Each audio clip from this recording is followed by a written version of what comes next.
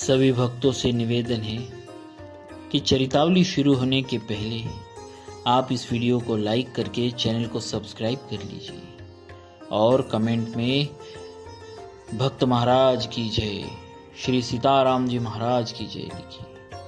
श्री तत्वा जी और श्री जीवा जी।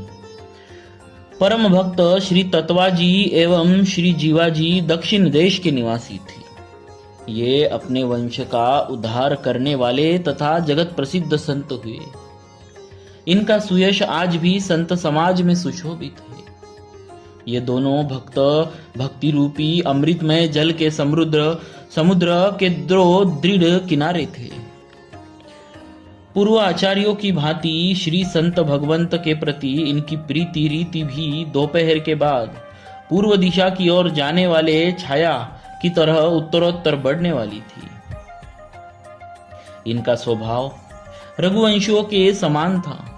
ये सज्जनों के गुणों को धारण करते थे, सदैव धर्म में लगे रहने वाले तथा बड़े ही शूर, धीर, उदार, दयालु, प्रवीण तथा इष्ट में अनन्य निष्ठा रखने वाले थे। ये श्री संप्रदाय रूपी कमल वन को प्रफुल्लित करने के लिए वैष्णव जगत में सूर्य रूप उदित हुए। श्री तत्वा जी और श्री जीवा जी का विशेष परिचय। श्री तत्वा जी और श्री जीवा जी ये दोनों भाई भाई थे, जाति के ब्राह्मण थे। इन दोनों ने साधु सेवा का प्रण लिया था, परंतु मन में एक बात सोच रखे थे कि जिस संत के चरणामृत से सिंचन करने से सूखा वृक्ष हरा भरा हो जाएगा, उसी से मंत्र दीक्षा लेंगे। संयोग से एक बार इनके यहाँ श्री कबीरदास जी आए। इन लोगों की आशा पूर्ण हो गई। दोनों ने श्री कबीरदास जी के चरणों में पड़कर प्रणाम किया और दीक्षा के लिए प्रार्थना की। श्री कबीरदास जी ने बड़ी कठिनाई से इन्हें भगवान नाम का उपदेश दिया। साथ ही अपने निवास स्थान काशी का पता बताया और कहा कि यदि कोई आवश्यक काम पड़े तो आकर हमें सूचित करना।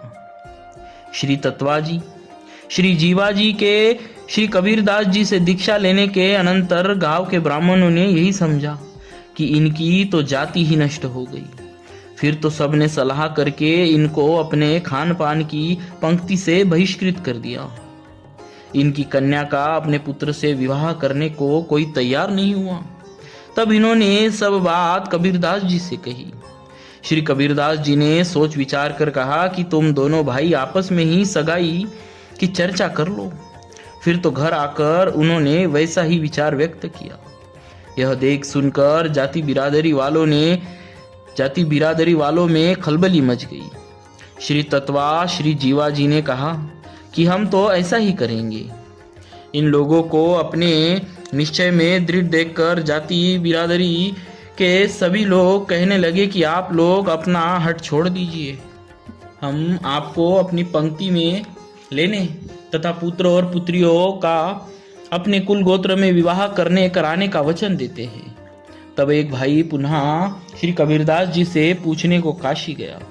श्री कबीरदास जी ने कहा कि यदि वे लोग झुक रहे हैं तो उन्हें भक्ति पथ में दृढ़ कीजिए, फिर वे जैसा कहे वैसा ही विवाह कीजिए।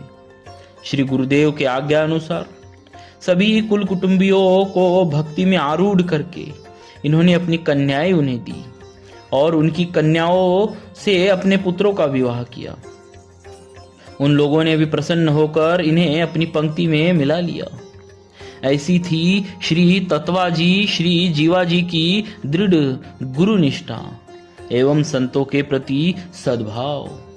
बोलिए भक्तराज श्री तत्वा जी महाराज की जय, भक्तराज श्री जीवा जी महाराज की जय, श्री कबीरदास जी महाराज की जय, श्री रामानंदाचार्य भगवान की जय।